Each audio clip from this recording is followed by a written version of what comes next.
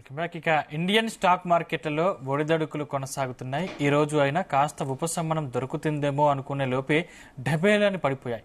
శుక్రవారం నిఫ్టీ సెన్సెక్స్ లో ఇన్వెస్టర్లకు బ్లడ్ బాత్ చూపించిన మార్కెట్లు ఇవాళ పాజిటివ్ గా ఓపెన్ అవ్వడం, రిలీఫ్ ర్యాలీ అనుకునే లోపే మళ్లీ ఫాల్ అయ్యాయి. గ్లోబల్ గా ఉన్న టెన్షన్స్, రష్యా ఉక్రెయిన్ యుద్ధం మళ్లీ మొదలైందన్న సంకేతాలు మార్కెట్లను డౌన్ ఫాల్ కు గురి చేస్తున్నాయి. అదేవిధంగా రేపటి నుంచి కెనడా, మెక్సికో, చైనాలపై యుఎస్ టారిఫ్స్ అమలవుతుండడం కూడా మార్కెట్లలో అనిశ్చితికి కారణంగా చెబుతున్నారు. డిసెంబర్ క్వార్టర్ ఎర్నింగ్స్ లో స్లోడౌన్, రూపాయి పతనం, డాలర్, బాండ్ ఈల్డ్ పెరుగుదల కారణంగా మొదలైన ఎఫ్ఐఐల అమ్మకం ఇప్పటికీ కొనసాగుతూనే ఉంది.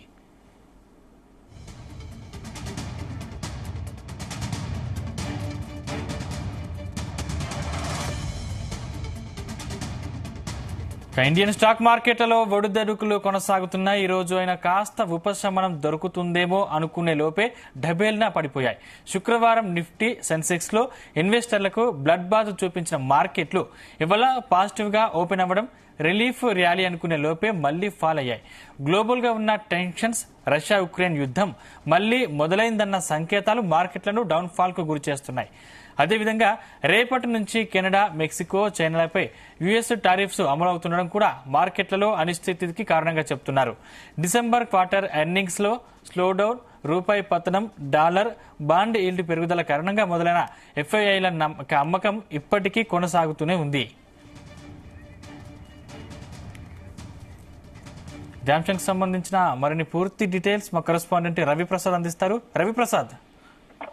సందీప్, ఓవరాల్ గా మార్కెట్ లాస్ట్ వీక్ మహా పతనం తర్వాత మార్కెట్ అయితే ఏమన్నా రిలీఫ్ ఇస్తుందేమో అని ఇన్వెస్టర్లు కొంచెం చూశారు. కానీ ప్రజెంట్ చూస్తే మార్కెట్ స్టార్టింగ్ కొంచెం గ్యాప్ అప్ తోనే స్టార్ట్ అయినా పాజిటివ్ ట్రెండ్ ట్రేడ్ అయింది. కానీ తర్వాత మార్కెట్ మాత్రం ఎట్లాంటి ఆశనైతే కలిగించలేకపోయాయి ఇన్వెస్టర్లకు. ప్రజెంట్ సెన్సెక్స్ చూస్తే మాత్రం 44 పాయింట్లు డౌన్ అయిపోయింది. 73,153 దగ్గర అయితే ట్రేడ్ అవుతుంది. నిఫ్టీ వచ్చేసి కొంచెం పాజిటివ్ లో ఉందని చెప్పొచ్చు. నిఫ్టీ 50 కొంచెం పాజిటివ్ లో ఉంది. యాక్చువల్ గా ఫ్లాట్ అని చెప్పాలి. అండ్ 0.03% అప్ అయిపోయింది. 22,131 దగ్గర ట్రేడ్ అవుతుంది. బ్యాంక్ నిఫ్టీ వచ్చేసి 226 పాయింట్లు డౌన్ అయిపోయింది. మిడ్ క్యాప్ వచ్చేసి 75 పాయింట్స్ అయితే డౌన్ అయిపోయింది. ఓవరాల్ గా mid cap, small cap and mid cap చూసుకుంటే 2%, స్మాల్ క్యాప్ చూసుకుంటే 3% అయితే డౌన్ అయిపోయింది. యాక్చువల్ గా మన ట్రంప్ యొక్క టారిఫ్ భయాలు అనేది కొనసాగుతున్నాయి. ఆ తర్వాత ట్రంప్ అండ్ ఉక్రెయిన్ అధ్యక్షుడు భేటీ తర్వాత కూడా మార్కెట్లు, యుఎస్ మార్కెట్లు అయితే పాజిటివ్ గానే ఎండ్ అయిపోయినాయి. కానీ ఏషియన్ అండ్ పసిఫిక్ మార్కెట్లు మాత్రం మిశ్రమంగా ట్రేడ్ అయిపోయినాయి. అండ్ ప్రజెంట్ మార్కెట్ అయితే అంత ఫ్లాట్ గానే కొనసాగుతుందని చెప్పాలి.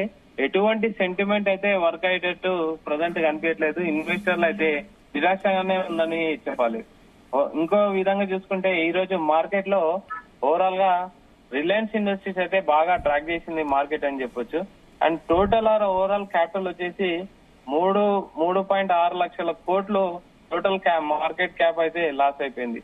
అందులో లార్జ్ క్యాప్ వచ్చేసి 1,08,00,000 కోట్ల వాల్యూ ఉండే షేర్స్ అయితే నష్టపోయాయి, అంటే లార్జ్ క్యాప్ లో.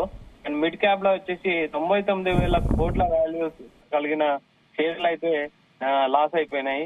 అండ్ స్మాల్ క్యాప్ లో వచ్చేసి 69,000 కోట్ల లాస్ చూడొచ్చు. ఓవరాల్ గా అన్ని ఇండస్ట్రీస్ లో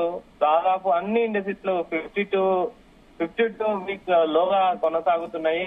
అండ్ నిఫ్టీ ప్రజెంట్ చూస్తే 2.7%, and Nifty small cap 2.7% down అయిపోయింది. మిడ్ క్యాప్ వచ్చేసి 1.9% డౌన్ అయిపోయింది.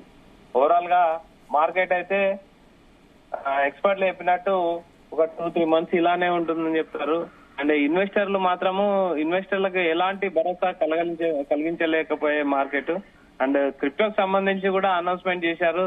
దానికి సంబంధించి కొంతవరకు మార్కెట్ ఊతంనిచ్చాయి. కానీ కాకపోతే ఎలాంటి ఇండెక్స్ లలో అయితే ఎలాంటి మూవ్మెంట్ లో లేవని చెప్పాలి. అండ్ లార్జ్ క్యాప్ లో ఆల్మోస్ట్ 60 లక్షల కోట్లు పోయినాయి ప్రజెంట్ ఇప్పటి వరకు. మిడ్ క్యాప్ లో 19 లక్షల కోట్లు అండ్ స్మాల్ క్యాప్ లో 12 లక్షల కోట్లు ఓవరాల్ గా అయితే నిఫ్టీ ఓవరాల్ గా లాస్ అయిపోయినాయని చెప్పాలి. రిలయన్స్ కూడా చాలా రిలయన్స్ లో అయితే 4,88,00,000 కోట్లు వాల్యూ చేసే వాల్యూస్ అయితే వాళ్ళ తగ్గిందని చెప్పాలి. ఓవరాల్ గా ప్రజెంట్ మార్కెట్ అయితే సెన్సెక్స్ 73,153 దగ్గర ట్రేడ్ అవుతుంది. నిఫ్టీ వచ్చేసి 22,131 దగ్గర ట్రేడ్ అవుతుంది. మార్కెట్లు టారిఫ్ భయాలు అవే కాకుండా కొంతమంది ఎక్స్పర్ట్లు చెప్పేది ఏంటంటే ట్రంప్ యొక్క ప్రభావమే కాకుండా లోకల్ లో కూడా దేశీయంగా కూడా ఆశాజనకంగా లేదని, ఎకనామిక్స్ చాలా స్లోగా ఉందండి. కన్జంప్షన్ అనేది కొంచెం తగ్గింది లాస్ట్ క్వార్టర్స్ లో చూసుకుంటే. కాబట్టి ఓన్లీ ట్రంప్ యొక్క ఎఫెక్ట్ కొంత పర్సెంట్ ఉంది. మిగతా లోకల్లో కూడా Q3 రిజల్ట్స్ పెద్దగా ఆశించినంతగా లేకపోవడం అనేది కూడా మార్కెట్ ని డీలా పడడానికి కారణాలుగా చెప్తున్నారు. ప్రజెంట్ మార్కెట్ అయితే చాలా వీక్ గా ఉందని చెప్పాలి. సెంటిమెంట్ అయితే ఎలాంటి సెంటిమెంట్ అయితే కనిపించలేదు సందీప్.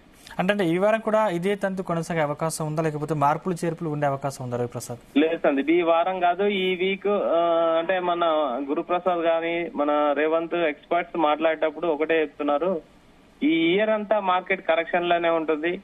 మీరు పోర్ట్ఫోలియోలో అలా వదిలేసి వెళ్ళిపోవడం తప్ప మీరు చేసేది ఏముండదు. మార్కెట్ బౌన్స్ బ్యాక్ ఏ టైం అయినా కావచ్చు, రెడీగా ఉందని చెప్తున్నారు. కానీ 3-4 మంత్స్ లో అయితే కోలుకునే అవకాశం లేదు. April 1 తర్వాతనే మన మార్కెట్ కొంచెం బౌన్స్ బ్యాక్ అయ్యే అవకాశం ఉందని మార్కెట్ ఎక్స్పర్ట్స్ అయితే అంచనా వేస్తున్నారు Sandeep. Right, thank you Ravi Prasad.